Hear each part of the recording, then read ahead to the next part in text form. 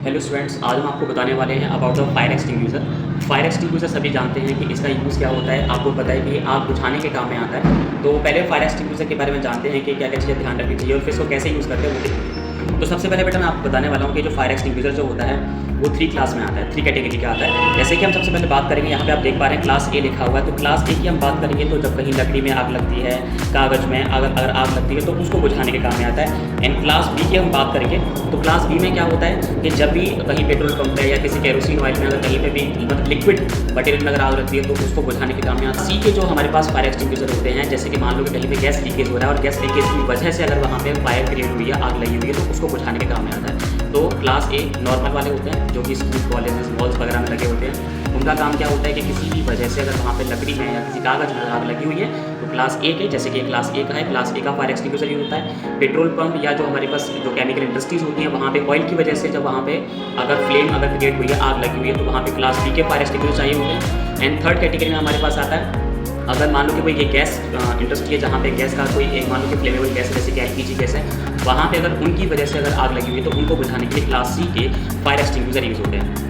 Fire extinguisher के लिए एक यहाँ पे ऑपरेशन होता है, यहाँ पे ध्यान रखना है कि पास के नाम से ध्यान रखते हैं। जब भी लोगों को ट्रेनिंग दी जाती है कि इसको कैसे यूज़ करते हैं तो पास एक शॉर्ट फॉर्म है जिसकी फुल फॉर्म ये होती है। पहले पी की हम बात करते हैं, PASS यानी कि पास। तो पहले पी का मतलब होता है पुल द पिन, यानी कि यहाँ पे जो आपको पिन रखी है सबसे पहले हम इस पिन को यहाँ पे इस तरह से पुल करते हैं।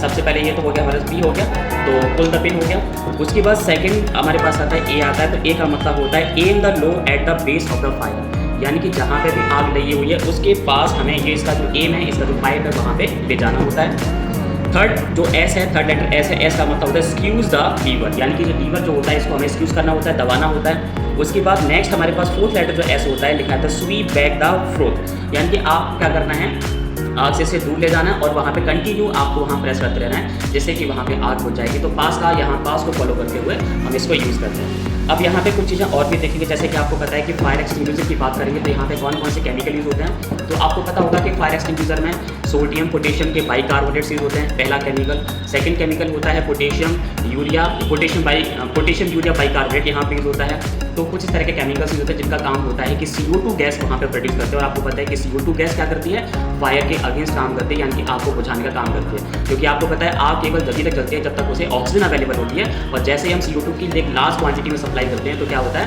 वो आग बुझ जाती है। उसके बाद यहाँ पे एक मीटर होता है, इसे टाइम पे आपको चेक करना चाहिए। यहाँ पे ये जो आपकी जो हैंड आपको दिख रही है ये ग्रीन लेवल पर होनी चाहिए, जैसे कि आप देख पा रहे हैं ग्रीन पे है। इस समय इसका जो प्रेशर है वो हमारे पास 11 से 12 ATM के बीच का प्रेशर है। तो ऐसा नहीं होना चाहिए कि वो रेड का मतलब ज़्यादा हाई प्रेशर हो, मतलब राइट साइड में जाएगा तो भी रेड है और लेफ्ट साइड में जाएगा तो भी रेड है।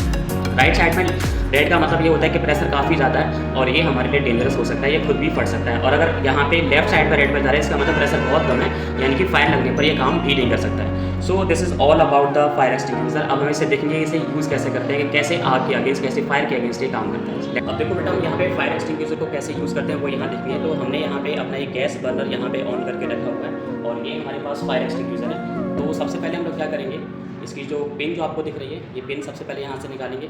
पिन निकालने के बाद ये वाला पार्ट यहाँ से निकालेंगे और आपका जो पाइप वाला जो पार्ट है उसको पहले फायर को क्या करेंगे, फोकस करेंगे। ठीक है, फायर को फोकस करने के बाद ये वाला जो पार्ट होता है, ये स्क्रू जो होता है इसको हमें पिन करना है। जैसे प्रेस करेंगे तो यहाँ पे आग बुझ जाएगी। Let's see, you can see. तो इस तरह से हम यहाँ पे आग को आसानी से बुझा सकते हैं। कहीं पे भी आग अगर लगी हुई है तो किसी भी तरह की आग को इस तरह से हम यहाँ पे बुझा सकते हैं। ठीक है students, I hope you people understand very